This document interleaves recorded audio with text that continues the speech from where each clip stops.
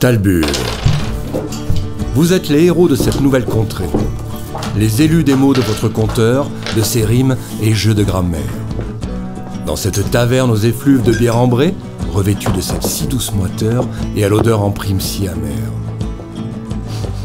Kaltorm, Sirion, vous aimeriez vous sentir enivré par cette fièvre humaine que vous espériez y retrouver, et pourtant, l'atmosphère vous semble noyée dans une inexplicable taciturnité.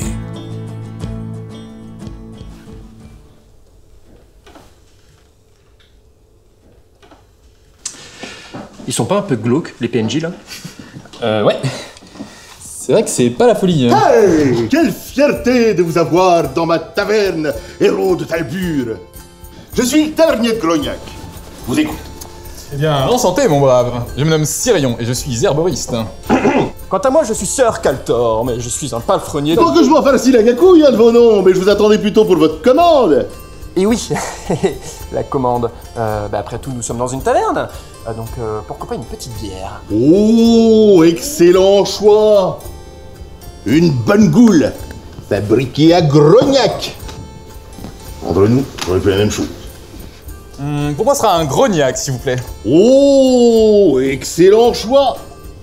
Un bon Grognac, fabriqué à Grognac. Entre nous, j'aurais fait la même chose.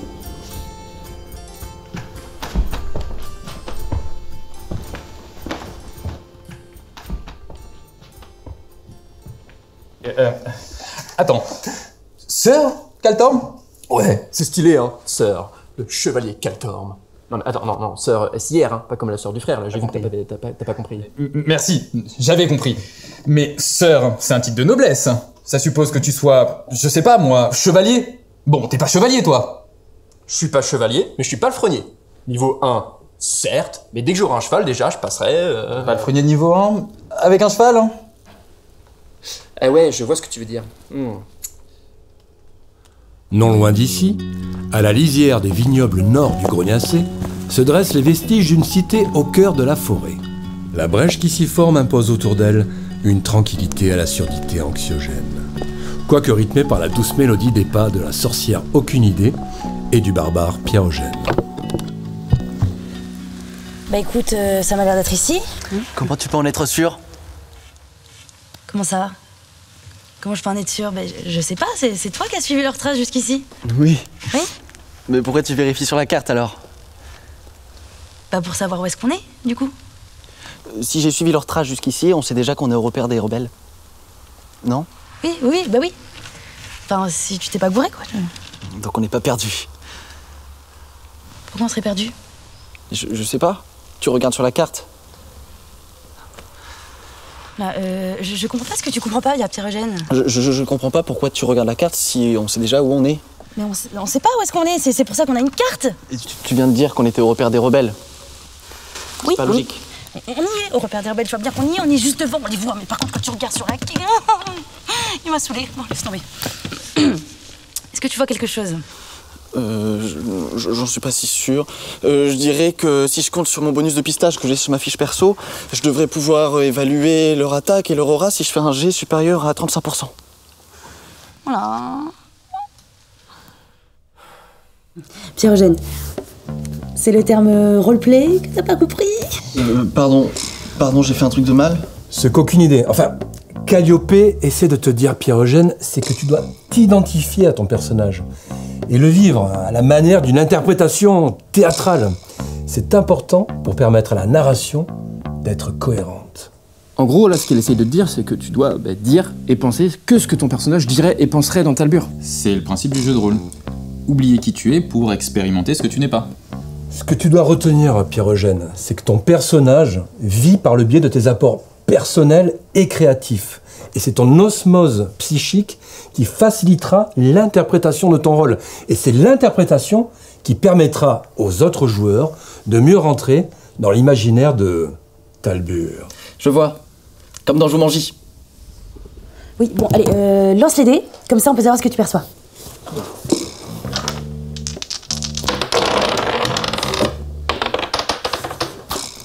Ah, c'est cassé! C'est cassé.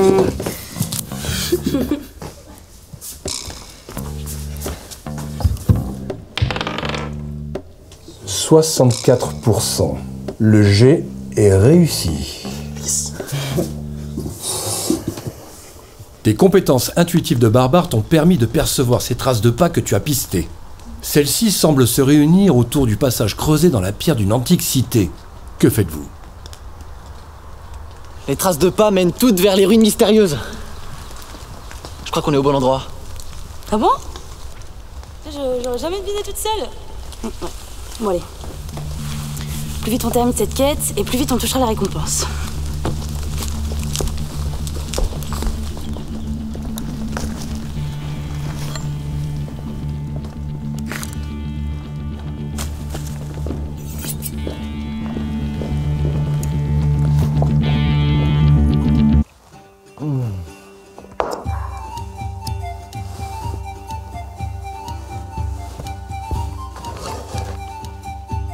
T'inquiète, tu sais très bien que je vais pas y faire de mal en plus à ton sifflard. Par contre, si tu pouvais te manier, ce serait super. Eh oh, c'est important de prendre des forces avant de partir à l'aventure, ok? C'est du cholestérol que t'es en train de prendre là. C'est ce que je viens de dire, c'est important de prendre des forces avant de partir à l'aventure. Ah, tu me saoules avec ton sifflard là. J'allais faire un tour, voir si je peux trouver quelque chose. Macaron Solway, vous êtes des aventuriers, non? Et vous étiez encore là, vous, depuis tout ce temps? Macarons. Mais vous avez parlé de macarons? Non, parce que moi j'adore les macarons, hein. J'ai besoin de votre aide. Vous serez grassement récompensé. Grassement. Bon.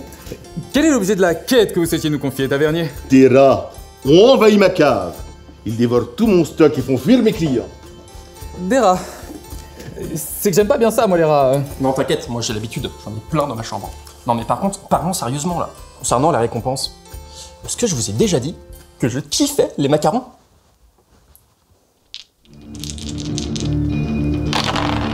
« 72%. Jet de contre réussi. Tu réussis à éjecter ton adversaire d'un coup d'impulsion électropsychique. 66%. Tu éventres la chef des rebelles.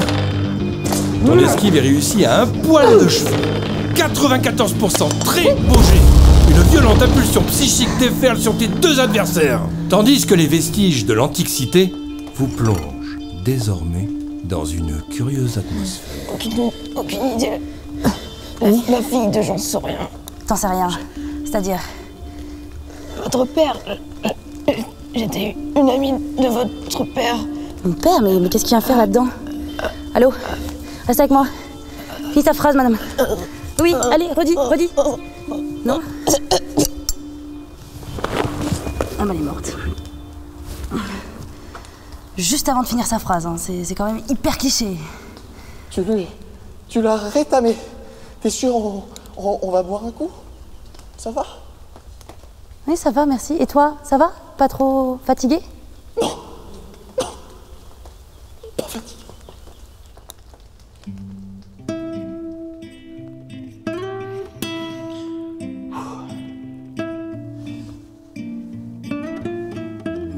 Ouais, mais non, en fait, non, je le sens pas. De toute façon, c'est nul de tuer des rats pour une quête. Non, Attends. Tu crois qu'ils font quoi, les autres? C'est une des premières quêtes, après tout, c'est pareil pour tout le monde. Dépêche-toi d'y aller, là, qu'on puisse se tailler. Moi? Ah non, mais moi, je descends pas là-dedans, hein. Et pourquoi? Eh ben, parce que je suis arachnophobe. Ah mais t'es au courant que c'est des rats qu'on va chasser, hein, pas des araignées? T'es au courant que c'est une cave? Il y a aussi des araignées dans une cave. Cal, t'es un grand garçon, je suis sûr que tu vas survivre. Pourquoi t'y vas pas, toi? Je tue pas d'être vivant, hein, moi. Oui, mais là, c'est pour une quête. Quand c'est pour une quête, ça compte pas. Non mais j'en ai rien à faire, hein. Quête ou pas quête, je vais pas aller tuer des petits rats innocents. Ils ont autant droit d'être là que nous. Ah ouais, mais là, toi et ton pacifisme, comment on va faire quand on va tomber sur un vrai combat? Tu sais, la violence n'est pas la seule des solutions. Et tu veux faire quoi? Leur demander de partir? Ah bah c'est sûr, s'ils sont gentils, ils ont pas de raison d'être méchants. Hein? Bon, c'est pas grave. Réfléchissons posément. Pour le peu d'or et d'XP qu'a rapporte cette quête, est-ce que c'est vraiment si grave si on fait pas juste celle-là? Bah, ils vont dire quoi les autres? On va passer pour des gros nazes. Mais non. Vous êtes vraiment des gros nazes. Il y avait des araignées. On va passer pour qui, nous, maintenant? Ça va. En moyenne, c'est bon. Vous avez réussi votre quête, vous, non? Oui, on a réussi à démanteler un réseau de rebelles. Enfin, nous. Vous deviez juste chasser des rats dans une taverne. Oui, et bien dans cette taverne, il y avait aussi des araignées. Ah, les voilà enfin, les héros de Talbur.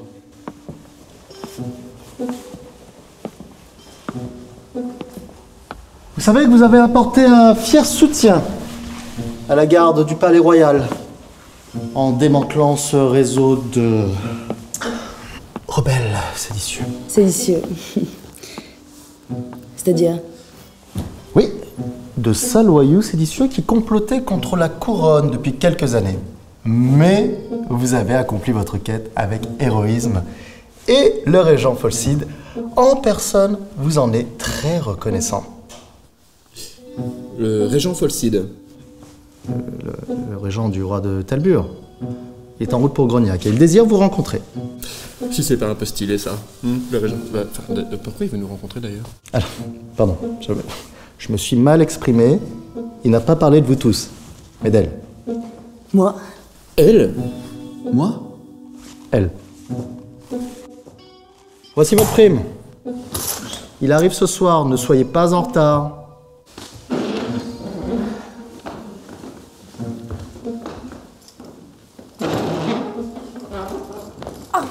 Fais attention. Oui, mais fais attention quand même. Vous savez que cette bourse provient des coffres de notre royaume. Elle contribue à l'économie talburienne. Et cet argent est totalement légal, légitimement prélevé sur les taxes imposantes de nos citoyens. Et j'en suis fier. Et donc? Donc ce serait regrettable que cet argent soit investi dans des actes séditieux, n'est-ce pas? Probablement. Je tiens aussi à vous faire remarquer que le montant de cette prime correspond au montant global de votre procès-verbal. Mon procès-verbal. Votre procès-verbal, effectivement, que j'ai sous les yeux. Alors attention, délit d'exercice illégal des arts et de détention clandestine d'outils de mélodie. Selon, bien entendu, la constitution royale talburienne. On va faire une pause là. Je panne rien à ce que vous racontez. Si, je parle de votre guitare que vous cachez dans votre dos. De ma guitare? Alors, déjà, c'est pas une guitare, c'est une mandoline. Et ensuite, c'est pas comme si je la cachais. Elle est dans mon dos, quoi. Au regard de vos actions honorables au service de notre royaume, je suis prêt à fermer les yeux sur ces graves délits. Quoique, je pourrais interpréter le fait que vous veniez ici dans mon bureau avec cette mandarine dans le dos comme une provocation scandaleuse. Alors, gardez la bourse, mais donnez-moi cet outil de mélodie qui, je vous le rappelle encore, c'est marqué ici dans la Constitution, est interdit et proscrit au sein de Talbur. C'est pas dangereux, c'est un instrument de musique. Vous ne comprenez pas. Cet instrument de musique pourrait vous faire jeter dans un cachot. Pire encore, si le régent Folcide vous voit avec ça, c'est mort là. Donnez-le-moi. Non. Donnez-moi ça. Bon, ok, très bien. Nous sommes partis sur de mauvaises bases, je peux comprendre. Bel instrument, vous avez là, qui m'intéresse fortement. Peut-être acheter le même pour ma femme, je pourrais voir un petit peu. Donnez-le-moi, bordel, allez. Vous trouvez pas que le Coryphélisio a beaucoup insisté sur le fait que c'était des méchants? Sans blague, Pierre-Eugène. Attends, il s'est rien passé dans votre grotte? Quelque chose que quelqu'un aurait pu dire, par exemple? Ah oui, le truc. Oui. La chef des rebelles, elle a essayé de me parler de mon père. Bah, c'est très bien ça. Qu'est-ce qu'elle a pu dire sur ton père? En fait, pas grand-chose finalement. C'était pas clair. Ouais, avant qu'elle ait fini sa phrase, sans faire exprès, je l'ai un tout petit peu assassinée. Attends, parce que pourquoi? Non, mais on peut toujours aller demander au Coryphélisio si elle a des infos. Oui, voilà. Nous, on tue peut-être pas derrière dans des caves avec Sirion, hein, mais on n'est pas les premiers à tuer des PNJ, surtout quand ils ont des infos importantes. Ok? Et qu'est-ce que c'est que ça, Sirion? C'est pas moi. Enfin, si, c'est moi. C'est lui qui a commencé, hein. Après avoir fui la garnison royale de Grognac suite à l'idiote maladresse de votre herboriste ayant conduit à la mort du coryphée, vous vous dissimulez dans une foule qui vous semble comme inspirée par cet inquiétant spectacle dans une quiétude dévouée. Vous ai-je déjà confié le secret de la paix talburienne, de son exquise pérennité, de ce droit que nous vous accordons à vivre en sécurité? Non? Eh bien, c'est l'ordre royal.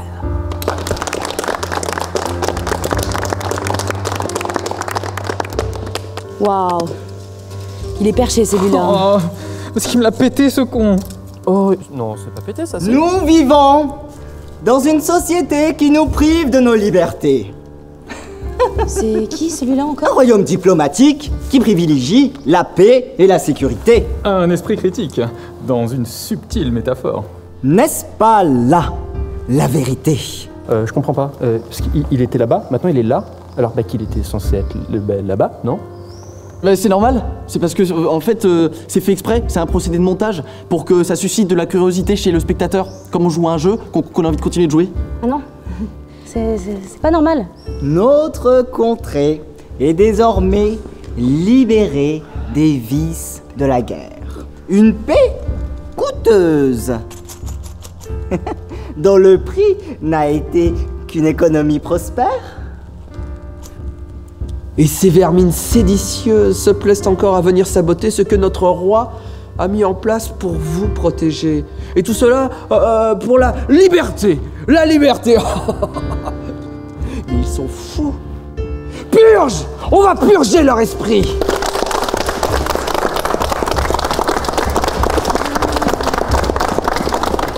Aujourd'hui, un Entropien est mort pour défendre l'ordre royal, pour défendre votre sécurité. Le Coryphée Élyséo de l'Académie de magie. De l'Institut des sciences électropsychiques. Ah pardon, de l'Institut des sciences d'électro... Électropsychiques. Psychique. Voilà. Mais c'était pas le directeur de l'Académie de magie? Évidemment. Mais l'Académie de magie est l'ancien nom, qui est trouvé un peu trop barbant. Ils avaient voulu la moderniser en Institut des sciences pour les futurs étudiants. Ouais, je m'en farcis la grecouille. Hein, ce qu'il a été, ce qu'il a fait, je m'en fiche. Tout ce que je veux savoir, c'est qui sont ce que ces rebelles appellent les héros de Talbur. Hein, alors, le mouvement séditieux de la pensée libre défend son art avec passion. L'art, cette infamie encore une fois si dangereuse, ils la paieront tous au prix de leur extermination.